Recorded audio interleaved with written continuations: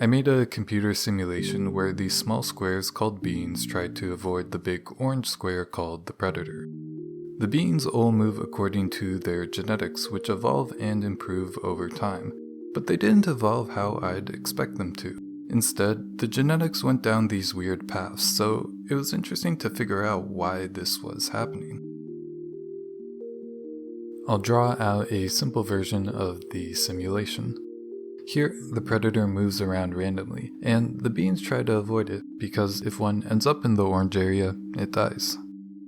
Each being has its own genetics that determine how it moves. The being's position relative to the predator can be plotted on the genetic image. This will fall on top of a color. Each color corresponds with a direction, and the direction is where the being will move towards.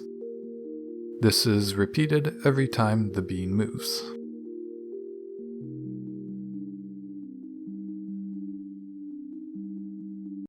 In theory, ideal genetics look like this, because with these colors, the being will always move away from the predator.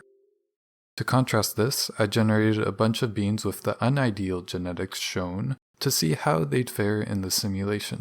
To my surprise, some were actually very good at avoiding the predator.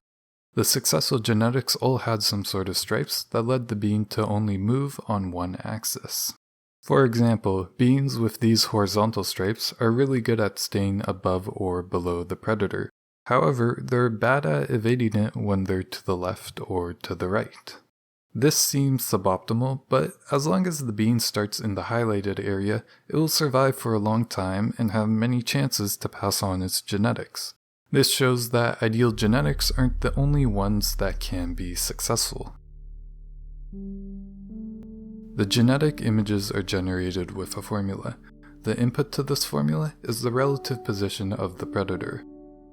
A list of numbers are used as variables in the calculations, and the output is a number that corresponds with a direction and color. The being's genetics are really just this list of numbers. By slightly changing them, adding more, or removing some, the genetic image mutates. By stacking together useful mutations, it's possible for beings to improve at evading the predator. A nice feature of this formula is that it can produce a huge variety of outputs, so there can be a huge variety of genetic strategies.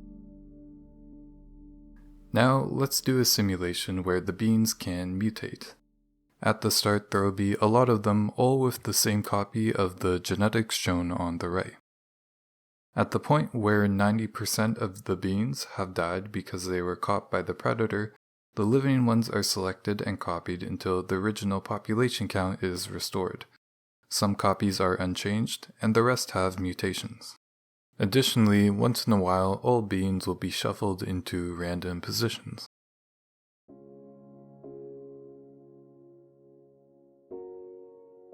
After letting the simulation run for a short amount of time, all the mutations are some variant of the striped genetics. There hasn't yet been any improvements past what we've already seen. Fast forwarding again, it looks like the beings have improved. This is primarily thanks to some mutations that have a straight pattern but now with a bend in it. The bend makes the beings better at evading the predator on 2 axes instead of just 1. To help visualize how these beings move, here's a simulation of where they'd go if the predator were to stay still.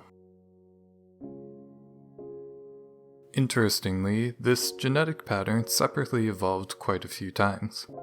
For whatever reason, maybe just luck, some of these variants became very common, while others did not. The prominence of those previous genetics fluctuates over time, but later on a new genetic pattern emerges that's even better at evading the predator. Here's how these genetics look when the predator doesn't move. Over time, this variant takes over. It's so successful that every single being eventually descends from it. Past this point, there's some minor improvements made, but the genetics never fundamentally change. In effect, evolution stagnates, and these are the best genetics that we see.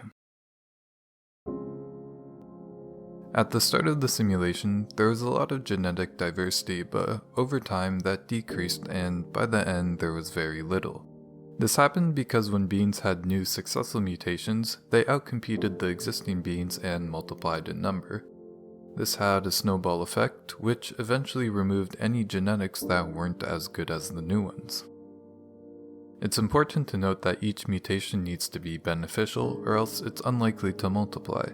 They have to be successful in the short term, which can come at the expense of success in the long term.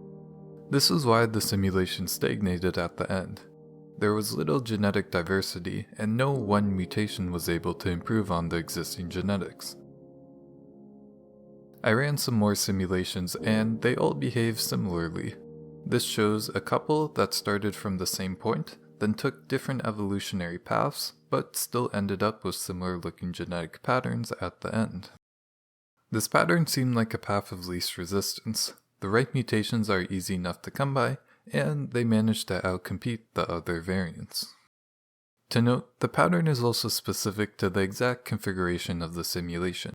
If I change some minor parameters, there could be a completely different path of least resistance. Of course, there's a lot of ways in which real-life evolution is more complex than this model, but there are parallels that can be drawn. Just like the being's genetics are influenced by the simulation, our own genetics are influenced by the environment we live in. It's interesting to think about. As humans, what mutations do we have that are good in the short term, but hold us back in the long term? And if we restarted from our evolutionary beginnings, what would our evolutionary path look like? Would we still end up in the same way?